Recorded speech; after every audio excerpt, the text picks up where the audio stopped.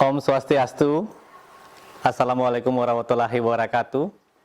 Salam sejahtera, salam, nama budaya. Selamat pagi, selamat datang untuk peserta didik baru yang mengikuti MPLS kegiatan hari ini. Perkenalkan, Bapak salah satu guru di SMP 1 Bangli yang mengajar matematika sekaligus mendapat amanah untuk menjadi waka kurikulum. Baiklah, pada kesempatan yang baik ini, walaupun kita berada pada dimensi yang berbeda, Bapak akan menyampaikan informasi, gambaran secara umum tentang kurikulum SMP Negeri 1 Bangli, yang mana anak-anak perlu ketahui, perlu simak dengan baik gambaran umumnya yang langsung nanti berkaitan dengan kegiatan anak-anak belajar.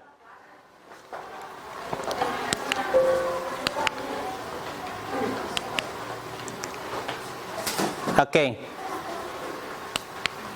Kurikulum SMP Negeri 1 Bangli ini dirancang berdasarkan landasan hukum, harus memiliki prinsip, tujuan maupun acuan yang dilahirkan dari pola pikir yang rasional, di mana di antara landasan hukum itu ada 4, di antaranya filosofi, sosiologi, kemudian teoritis dan landasan yuridisnya, yaitu peraturan atau permen terkait penyusunan kurikulum. Mungkin anak-anak sudah sering mendengar apa itu kurikulum, namun Bapak yakini belum semuanya tahu apa sih yang ada di dalam kurikulum itu sendiri gitu ya. Nah, pada kesempatan inilah kita bisa berbagi informasi dalam dunia maya, dalam konteks dalam jaringan. Kurikulum merupakan seperangkat rencana dan pengaturan mengenai tujuan, isi, bahan pelajaran, serta cara yang digunakan sebagai pedoman dalam penyelenggaraan kegiatan pelajaran untuk mencapai tujuan pendidikan secara nasional. Kurikulum yang digunakan di SMP Negeri 1 Bangli itu yang sering nantinya disebut dengan KTSP, kurikulum tingkat satuan pendidiki, yang disebut dengan kurikulum tingkat satuan pendidikan, yang terdiri dari buku 1, buku 2, dan buku 3. Di mana buku 1 itu menguraikan tentang struktur kurikulum itu sendiri, ada mata pelajarannya di sana, menguraikan tentang kalender pendidikan, di mana ada hari efektifnya, kemudian libur khusus, libur umumnya, seperti itu. Sedangkan di buku 2 menguraikan tentang silabus untuk setiap jenis mata pelajaran, yang dimana silabus itu 50% diberikan oleh pemerintah pusat dan 50%-nya lagi itu dikembangkan oleh masing-masing guru yang ada di satuan pendidikan. Ya, khususnya di sini itu dikembangkan oleh Bapak Guru yang ada di SMP Negeri 1 Bangli. Sedangkan buku 3-nya itu terkait tentang perangkat pembelajaran yang dibuat oleh setiap guru sebagai SIM operasionalnya dalam melaksanakan proses pembelajaran nanti bersama anak-anak di rumah melalui dimensi dunia maya, atau kita melaksanakan pembelajaran melalui daring. Kalau Bapak gambarkan secara sederhana bahwa kurikulum yang kita rancang itu secara umum membuat program-program yang bagus, yang luar biasa, yang kita ulang. Kurikulum secara kurikulum itu dirancang atau dibuat dengan program-program yang sangat bagus, yang sangat luar biasa, sebagai pilar dalam menopang untuk mewujudkan suatu pendidikan nasional yang diamanatkan oleh undang-undang. Nah, pilar-pilar program utama yang kita miliki di SMP 1 Bangli itu kita sebut sebagai pilar catur karya Eka Satya. Di mana pilar utamanya itu bagaimana SMP Negeri 1 Bangli itu memberikan pendidikan yang bermutu kepada anak didiknya, kepada stakeholder yang terkait, kepada masyarakat. Kemudian pilar yang kedua yaitu pilar Abipraya Pratyaksa, yaitu bagaimana kita di SMP Negeri 1 Bangli ini memberikan pelayanan terhadap peserta didik dan masyarakat secara berkualitas, pelayanan prima. Dan pilar yang ketiga yaitu Swaka Dharma Pratyaksa, yaitu bagaimana memelihara lingkungan sekolah kita untuk mewujudkan ekosistem pendidikan yang menyejukkan, menyenangkan, memberikan energi positif untuk kita semua yang ada di SMP 1 Bangli. Mudah-mudahan pandemi ini segera berakhir, kita semua bisa berkumpul di dalam sekolah yang kita cintai ini dengan suasana yang menyenangkan, melakukan suatu proses kegiatan belajar yang menyenangkan.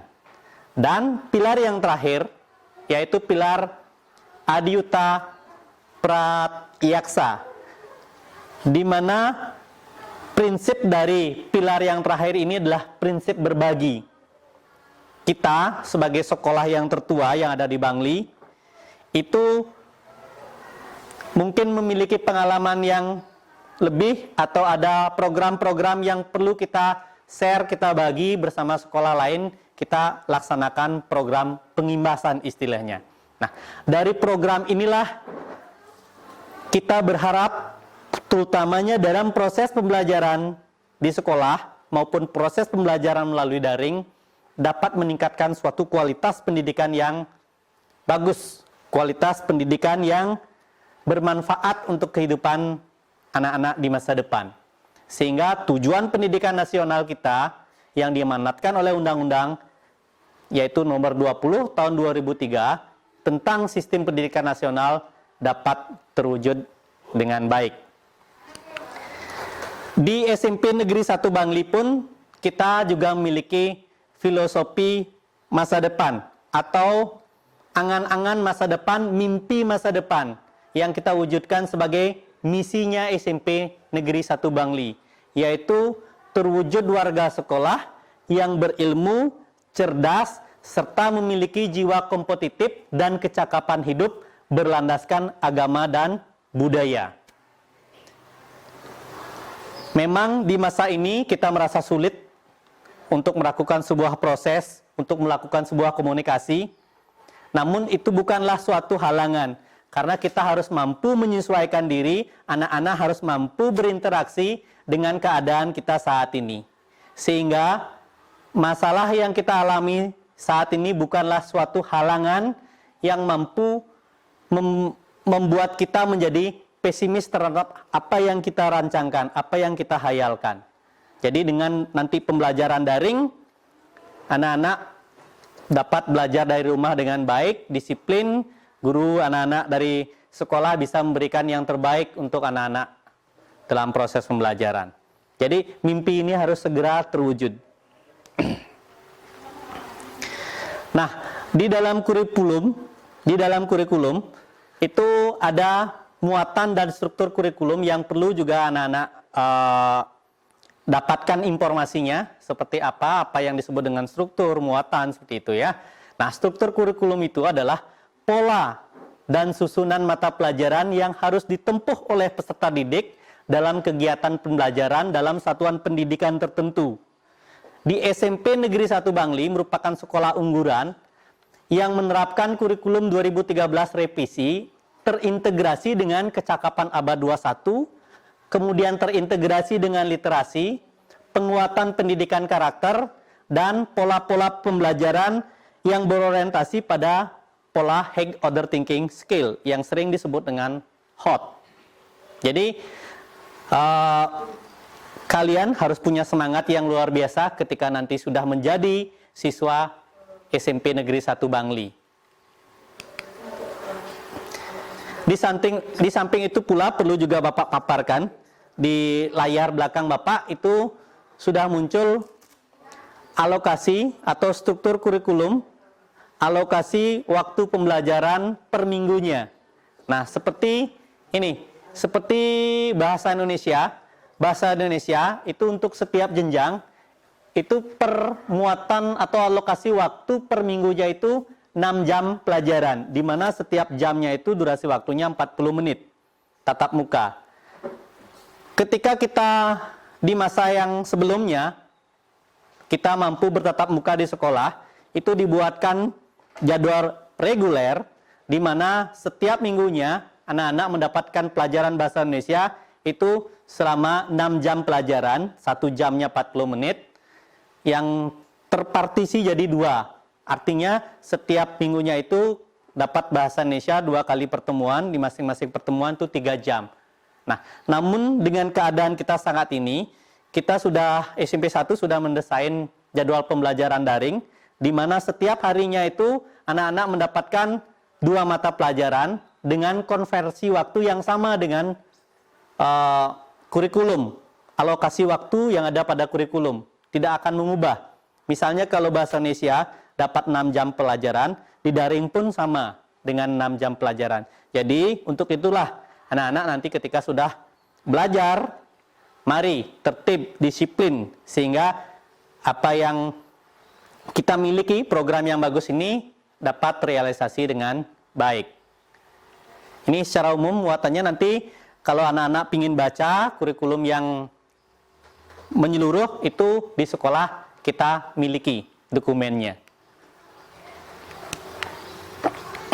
Nah, dan muatan kurikulum yang kita miliki itu secara umum itu luar biasa, sampai 18 item.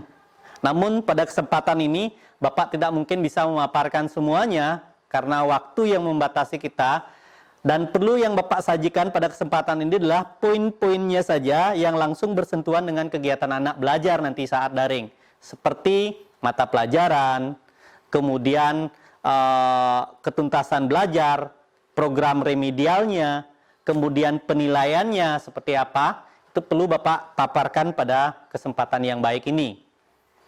Baiklah anak-anak yang Bapak harapkan menjadi generasi penerus bangsa yang luar biasa. Jadi di dalam mapel ini ada 2 kelompok mapel, satu kelompok A dan kelompok B. Itu sebanyak, kita lihat lagi ke tabelnya, itu sebanyak 11 termasuk BK-nya ya, termasuk BK-nya. Jadi di kelompok A itu ada pendidikan agama, pendidikan Pancasila, kewarganegaraan, kemudian pendidikan bahasa Indonesia, matematika, IPA, IPS, dan bahasa Inggris. Sedangkan di kelompok B itu seni budaya, muatan lokalnya itu, muatan lokal kita di sini itu bahasa Bali sesuai dengan peraturan gubernur. Kemudian ada PJOK, pendidikan jasmani, dan BK juga. Kalau di jam reguler, BK-nya itu bisa tetap muka ke kelas. Sedangkan pada saat ini mungkin peran BK juga bisa kita laksanakan melalui daring. Nah, itu tentang mata pelajaran. Nanti semua mata pelajaran dari jenjang kelas 7 sampai kelas 9 itu sama. Nah, sedangkan muatan lokal yang seperti Bapak tadi ulaskan, bahwa muatan lokal sesuai dengan peraturan Gubernur Bali itu adalah bahasa Bali dengan beban belajar itu 2 jam per minggu. 1 jamnya 40 menit, berarti 80 menit dalam 1 minggu. Nah, sedangkan pengembangan diri secara sepintas Bapak gambarkan, kita kaya akan program pengembangan diri yang nanti sebagai kegiatan ekstrakurikuler luar biasa. Bahkan dari proses-proses pengembangan diri yang kita miliki itu mampu membuahkan anak-anak yang berprestasi di tingkat nasional, di tingkat provinsi, atau mulai dari jenjang yang paling bawah sampai tingkat nasional. Itu pernah diraih. Nah, nanti secara umum gambaran pengembangan diri itu akan divirtualkan dalam bentuk video pada kesempatan lain mengenal lingkungan sekolah. Namun secara garis besar ada kegiatan kita yang terprogram, ada kegiatan kita yang spontan dalam pengembangan diri. Contohnya kegiatan yang terprogram, misalnya pelayanan konseling. Itu kegiatan yang terprogram.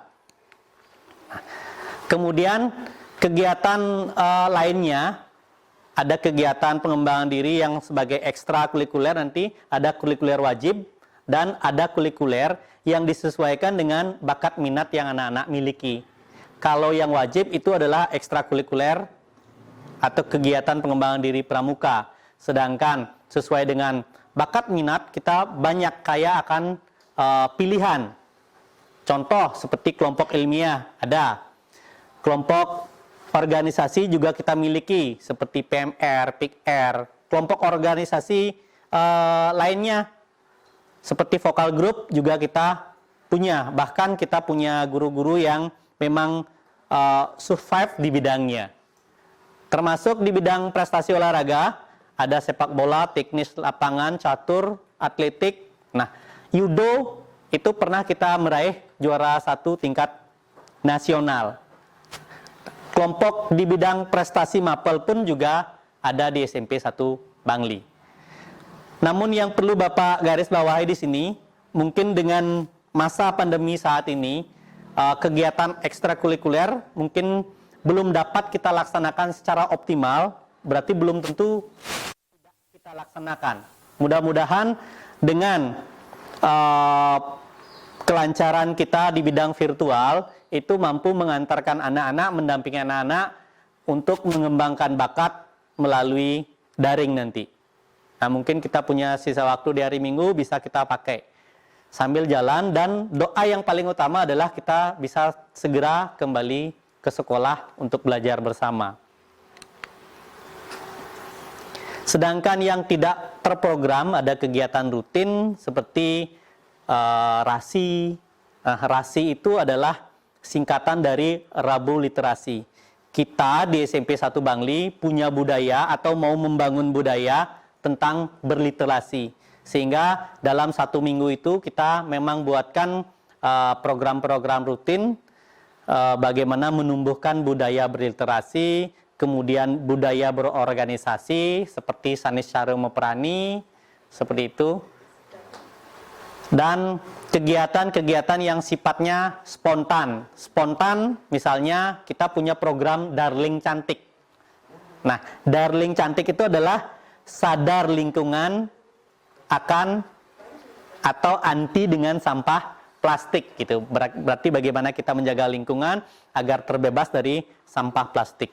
Ada juga gertak, gerakan tata kelola pengelolaan sekolah, biar membuat program yang prima begitu. Nah, di layar belakang Bapak ini salah satu potret dari kegiatan-kegiatan yang sifatnya spontan, sifatnya rutin seperti itu ya. Ada kegiatan upacara ini rutin, ini dilakukan setiap hari Senin. Bahkan kita selalu sering mendapat pembinaan dari Polres, dari Polsek. Kita mengadakan kerjasama untuk menumbuhkan rasa nasional kita, menumbuhkan rasa disiplin seperti itu. Nah, sedangkan anak-anak dapat mengamati, ini gambar yang paling atas, ini adalah gambar kegiatan Rasi Esaba, di mana setiap hari Rebo dibuatkan jam khusus, anak-anak berkumpul dalam suatu tempat, itu membangun budaya membaca, dengan harapan nanti kegiatan-kegiatan ini mampu membuat kita menjadi orang yang memiliki literasi yang baik, seperti itu. Nah, termasuk juga kegiatan-kegiatan wajibnya seperti ada pramuka, kemudian ada PMR, seperti itu, ini kegiatan PMR. Nah, dan gambar yang ada di sini, itu merupakan salah satu contoh kegiatan Sanis Cara Meperani. Sanis Cara Meperani ini adalah suatu program rutin yang dilaksanakan setiap hari Sabtu dengan anak-anak membawa makanan sehat, makanan dengan pembungkus ramah lingkungan. Dari sini kita belajar bagaimana bersyukur akan anugerah Tuhan. Dari sini kita belajar bagaimana bersosialisasi bersama teman tanpa ada status perbedaan. Itu yang kita bangun di SMP Negeri 1 Bangli. Mudah-mudahan nanti anak-anak setelah bergabung bersama SMP Negeri 1 Bangli, kami punya generasi-generasi yang luar biasa. Nah, baiklah anak-anak yang Bapak banggakan, yang terpenting dalam proses pembelajaran, anak-anak harus mendapatkan informasi tentang KKM. Nah, apa itu KKM? KKM adalah kriteria ketuntasan minimal yang harus anak-anak peroleh, harus anak-anak capai dalam setiap kegiatan proses pembelajaran melalui pengukuran atau penilaian. Jadi, anak-anak dikatakan berhasil tuntas dalam kompetensi dasar tertentu apabila nanti dari proses hasil penilaian yang anak-anak peroleh itu dapat minimal mencapai KKM. Anak-anak dapat melihat KKM yang ada di layar. Di sini misalnya KKM Matematika itu 67, KKM Agama itu 70 di kelas 1, kemudian di kelas 8 itu berjenjang, diharapkan ada peningkatan. Nah, kenapa berbeda setiap mata pelajaran gitu? Nah, mungkin berbeda dengan di SD. Di SMP Negeri 1 Bangli itu menggunakan multi KKM, di mana setiap mata pelajaran itu dibuat analisis KKM-nya oleh guru mapel masing-masing melalui wadah MGMP sekolah, itu melakukan analisis kajian berdasarkan 3 aspek. Nanti dihasilkanlah nilai KKM yang harus anak semua capai dalam setiap proses pembelajaran. Nanti dapat diamati, dapat dilihat pada dokumen kurikulumnya. Ini sepintas Bapak berikan gambaran. Nah, di dalam menentukan analisis KKM, itu Bapak Ibu guru kita di sini di SMP Negeri 1 Bangli, itu memperhatikan 3 komponen utama, 3 unsur utama yang sangat penting, yaitu dari segi intake, daya dukung, dan kompleksitas. Nah, apa yang disebut dengan intake? Intake itu adalah kemampuan awal yang dimiliki oleh siswa itu sendiri. Misalnya, untuk menentukan KKM di kelas 8, berarti intake-nya itu dilihat dari rata-rata pencapaian nilai rapot di kelas 7. Bisa seperti itu atau dengan menggunakan tes. Nah, bagaimana dengan di kelas 7? Bagaimana kita menentukan intake-nya? Mungkin intake-nya saat ini untuk anak-anak yang akan menjadi siswa baru itu dilihat dari pencapaian rata-rata nilai rapot atau nilai rapot kelas 4, kelas 5, kelas 6 saat mendaftar ulang. Itu bisa dijadikan patokan untuk menentukan intake. Sedangkan kompleksitas itu dilihat dari karakteristik mata pelajaran. Karena setiap mata pelajaran memiliki karakteristik tersendiri, karakteristik yang unik, bagaimana tingkat kesukaran materinya, bagaimana kompleks materi yang disampaikan, seperti itu. Dan yang terakhir, itu tidak terlepas dari daya dukung. Daya dukung ini terkait dengan stakeholder sekolah, terkait dengan fasilitas kita dalam proses pembelajaran, itu menjadikan bahan-bahan kajian dalam menentukan KKM. Sehingga kita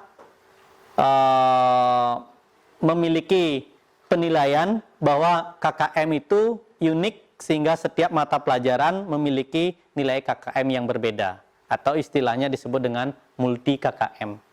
Seperti itu. Nah, baiklah anak-anak, perlu juga anak-anak tahu gambarannya ini agar pembelajaran ke depan tidak terjadi salah informasi, bahwa dengan multi KKM itu akan menimbulkan deskripsi yang berbeda. Nah, deskripsi yang berbeda maksudnya seperti ini.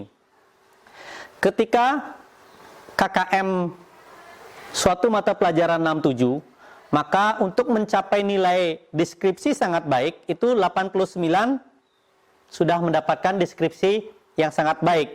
Berbeda dengan pendidikan agama dan budi pekerti. Karena KKM-nya lebih tinggi, maka ketika ingin mencapai deskripsi dari perolehan hasil nilai pengetahuan atau keterampilan A, itu berarti anak-anak harus mencapai nilai 91 ke atas. Di sanalah bedanya. Jadi nanti kalau dapat agama 89, belum tentu deskripsinya A. Seperti itu. Jadi itu perlu anak-anak pahami, perlu dikomunikasikan nanti dengan orang tuanya, sehingga semangat untuk meraih prestasi itu bisa dibangun dari sekarang. Bisa? Oke, Bapak lanjutkan. Sekarang terkait penilaian. Di dalam proses pembelajaran tatap muka maupun dalam proses pembelajaran yang menggunakan jaringan atau dalam jaringan, itu ada beberapa penilaian yang dilakukan oleh setiap guru pengajar. Itu diantaranya ada penilaian harian, ada penilaian tengah semester, ada penilaian akhir semester, penilaian akhir tahun. Di mana penilaian tengah semester dan penilaian akhir semester maupun penilaian akhir tahun itu diatur dalam kalender pendidikan. Dibuatkan patokan rentangan waktu penyelenggaraannya dengan menggunakan jadwal khusus. Sedangkan penilaian harian itu diserahkan oleh guru masing-masing. Mungkin apabila dirasa 1 KD selesai pembelajaran, Bapak Ibu guru dapat memberikan penilaian harian. Seperti itu. Nah, mungkin sebelumnya ketika kita masih dapat melakukan proses pembelajaran dengan tatap muka, kita melakukan penilaian dengan berbasis kertas langsung, seperti itu ya.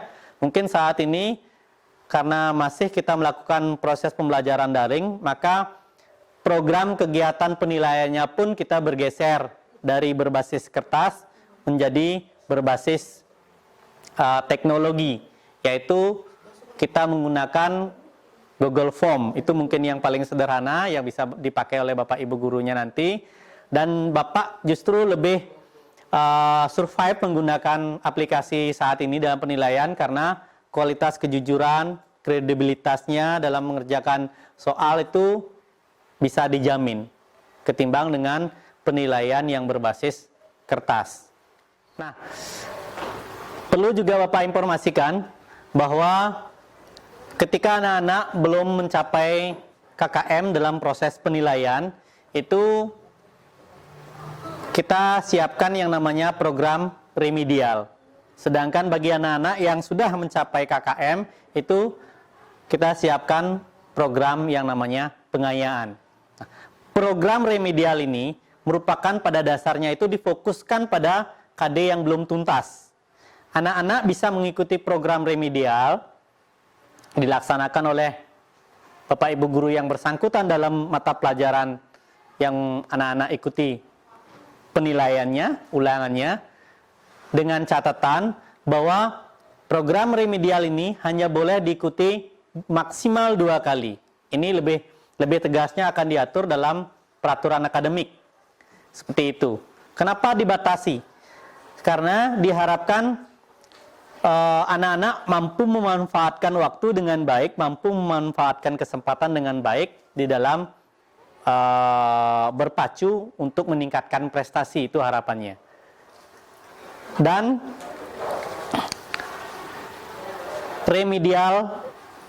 kegiatan remedial ini dilaksanakan sebelum pelaksanaan akhir semester. Semasih ada kesempatan itu diberikan pelaksanaan remedial. Itu dengan pola yang beragam. bisa dengan tutor sebaya, bisa dengan tugas pemberian bimbingan khusus, bisa juga pembelajaran ulang dengan metode dan media yang berbeda. Bukan berarti kegiatan remedial itu adalah mengulang soal yang udah diulangkan, bukan seperti itu.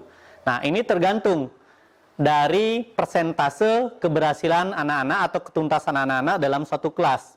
Ketika keberhasilan penilaiannya itu mencapai di atas 70% atau minimal 20% yang tidak hadir, bukan yang tidak hadir ya, bukan yang tidak hadir tapi yang tidak tuntas, itu maka diberikan bimbingan khusus atau diberikan pendampingan melalui tutor sebaya. Nah, apabila dalam suatu kelas penilaiannya itu mencapai ketidakberhasilan lebih dari 50%, maka perlu dilakukan pengulangan proses pembelajaran dengan cara yang berbeda. Setelah itu dilakukan lagi pengukuran atau pemberian ulangan kembali, seperti itu. Nah, anak-anak, bagaimana sekarang untuk mendapatkan nilai bagi yang remedi gitu? Nah, ada 3 alternatif, ini sesuai dengan panduan penilaian yang dikeluarkan oleh Kemendikbud tahun 2018 yang sudah direvisi. Ada 3 alternatif, dan ketiga alternatif ini kita gunakan satu alternatif sebagai acuan kita dalam berperaturan di bidang akademiknya, seperti itu. Nah, alternatif yang pertama, ketika anak-anak yang belum mencapai KKM itu mereka ulangan, kemudian dapat nilai di atas KKM. Kalau KKM-nya misalnya 70, kemudian setelah remedial dapat 90, maka langsung itu menjadi nilai yang diperoleh anak 90. Namun ada beberapa faktor yang menjadi pertimbangan dengan berbagai faktor keuntungan dan kelemahannya. Kalau keuntungan pasti menguntungkan siswa yang mengalami remedi, namun kerugiannya bagi siswa yang tidak remedi. Kalau ada siswa yang tidak remedi, dia memperoleh nilai pas dengan nilai KKM-nya, padahal dia tidak remedi, kemudian kemampuannya lebih dari yang remedi. Nah, ini sungguh tidak menguntungkan. Dari berbagai alternatif itu yang kita pertimbangkan cukup adil untuk kita semuanya, itu kita gunakan alternatif yang ketiga. Atau anak-anak bisa lihat di layar Bapak, di layar belakang. Nah, deskripsi dari alternatif yang ketiga seperti ini. Jadi diharapkan itu tidak ada yang merasa dirugikan. Seperti itu dalam proses pembelajaran, kita selalu berusaha untuk memberikan keadilan untuk semua siswa. Sekarang terkait dengan kriteria kenaikan kelas. Ini sangat jelas kita atur dalam peraturan akademik yang sudah tertulis di kurikulum kita. Seperti yang Bapak tampilkan, ini anak-anak bisa membacanya dengan teliti. Jangan sampai Bapak garis bawahkan, jangan sampai kehadiran kalian dalam proses pembelajaran baik tatap muka di sekolah maupun daring itu kehadirannya melampaui 15%. Berarti itu sudah tidak dapat dipertimbangkan untuk naik kelas. Termasuk apabila nilai sikap sosialnya itu C, minimal B yang harus anak-anak peroleh. Sehingga kalau ketika nanti nilai sikap spiritual dan sosialnya itu C, maka otomatis walaupun nilai kognitif, kemudian nilai afektifnya itu bagus semua, itu tetap tidak bisa dipertimbangkan untuk naik kelas. Itu terpenting di sana Bapak garis bawahi. Nanti melalui grup kelas kalian itu Bapak share tentang peraturan akademiknya. Nah, di masa pandemi, di kurikulum juga kita buatkan ulasan yang sederhana tentang pelajaran jarak jauh, bahwa kita saat ini di SMP Negeri 1 Bangli menggunakan konten classroom sebagai kelas maya di dalam memfasilitasi anak-anak, memfasilitasi guru dalam melakukan kegiatan pembelajaran. Di samping menggunakan yang paling sederhana WA ataupun konten-konten yang lainnya yang bersifat virtual itu bisa digunakan dalam proses pembelajaran kita di masa sekarang ini. Nah, di SMP Negeri 1 Bangli juga memberikan suplemen pelayanan yang mungkin sekolah lain tidak memiliki, yang disebut dengan klinik belajar Esaba. Di mana klinik belajar Esaba ini merupakan program asupan atau program tambahan gitu ya, untuk menangani siswa-siswa yang mengalami keterlambatan dalam bidang pendidikan. Ada dua aspek nanti yang menjadi pertimbangan, itu aspek akademik dan aspek pola tingkah laku siswa. Contoh di bidang aspek akademik misalnya, apabila anak mencapai nilai atau mengikuti penilaian harian itu sering di bawah KKM, itu dikaji oleh guru, dikaji oleh wali, dikaji oleh guru BK, apakah anak-anak bermasalah di bidang akademiknya atau di pola tingkah lakunya. Itu akan menjadi kajian, pertimbangan di dalam memberikan nanti pendampingan melalui klinik belajar Esaba. Mudah-mudahan segera kita bisa kembali lagi berkumpul, doa kita bersama-sama seperti itu ya. Jadi pada kesempatan ini juga Bapak akan menyampaikan bahwa dalam proses pembelajaran di SMP Negeri 1 Ketemkat ya, dalam kesempatan ini juga Bapak akan menyampaikan bahwa dalam proses pembelajaran di SMP 1 Bangli itu berpatokan pada kalender pendidikan SMP Negeri 1 Bangli yang disusun berdasarkan aturan yang berlaku, baik aturan dari provinsi, dari dinas maupun dari kementerian. Nanti anak-anak bisa lihat di grup, itu kita akan share di sana. Anak-anak dapat melihat kapan hari efektifnya, kapan penilaian tengah semesternya, kemudian libur khususnya apa saja, seperti itu. Nah, jadi dapat dilihat secara detail nanti di sana. Mungkin pada kesempatan ini karena keterbatasan waktu Bapak tidak tayangkan. Nah, itulah kesempatan kita berbagi informasi tentang kurikulum pada momen saat ini. Jadi di lain kesempatan mungkin anak-anak bisa langsung berinteraksi dengan Bapak melalui via WA, via email, ataupun secara virtual untuk bertanya, berdiskusi terkait dengan kurikulum. Akhir kata, Bapak mohon maaf apabila ada penyampaian Bapak yang tidak berkenan di hati anak-anak. Jadi selaku manusia biasa, selaku guru biasa, Bapak mohon maaf. Mudah-mudahan anak-anak memiliki semangat yang luar biasa untuk belajar di SMP Negeri 1 Bangli. Baiklah, Bapak tutup dengan Pramo Santi. Om Santi Santi.